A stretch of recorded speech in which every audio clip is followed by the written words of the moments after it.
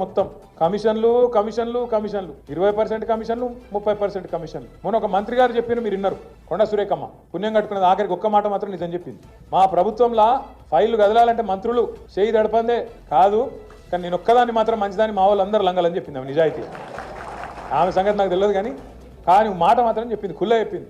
మంత్రులు పైసలు తీసుకుంటారు, ఫైళ్లు కదలాలంటే నిజాయితీగా చెప్పింది. ఇంకో తమ్ముడు ఉన్నాడు ఎమ్మెల్యే మహబూబ్ నగర్, ఆయన ఖుల్లా చెప్పిండు, కాంగ్రెస్ ఎమ్మెల్యే 30% కమిషన్ తీసుకుంటాను మా మంత్రులని.